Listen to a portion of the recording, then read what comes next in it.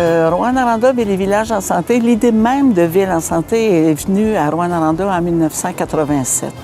Alors c'est vraiment une belle histoire, hein? Ville et village en santé. Mon ami, Dr Réal Lacombe, qui malheureusement est décédé il y a quelque temps, était directeur de la santé communautaire au CHRN. Il revenait de Californie où il est allé faire son certificat en santé publique. Mais en revenant, il avait rencontré pendant ses études le Dr Doll, qui avait mis au point un programme qui s'appelait Healthy City, hein, Ville en santé. Well, Réal started the first Healthy City project in all of North America, the first one in Canada. Réal Lacombe I first met, I think, maybe in Berkeley in about 1986. I was there as a visiting scholar working with Len Dool, who was the sort of grandfather of Healthy Cities.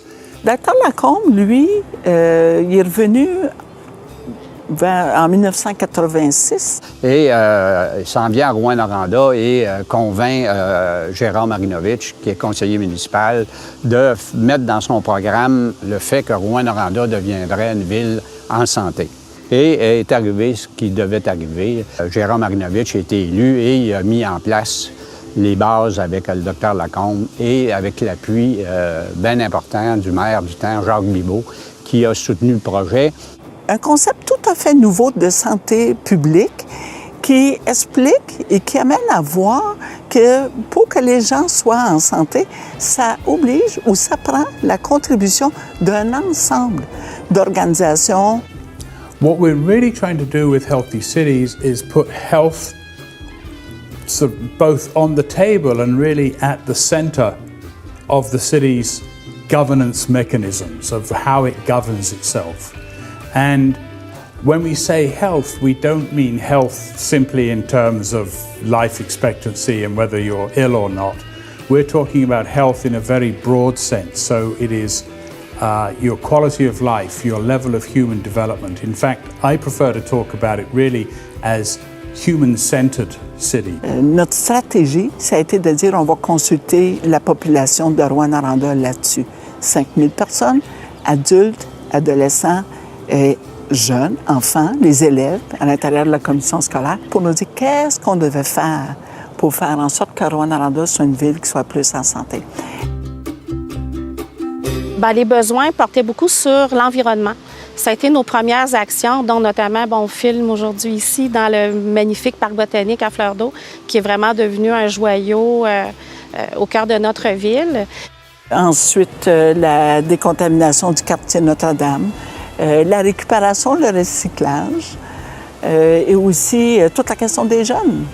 Pendant que la consultation se faisait, on cherchait une façon de remercier les enfants d'avoir participé à notre consultation dans les écoles. Et là, l'idée de faire une fête d'hiver. C'était d'essayer d'amener le carnaval de Québec à Rouyn-Noranda dans un milieu où on était moins habitué. Mais c'était quand même un bel exercice de concertation. La fête d'hiver, le parc botanique à Fleur d'Eau, ça a été des projets visibles et très porteurs pour engager la suite des événements.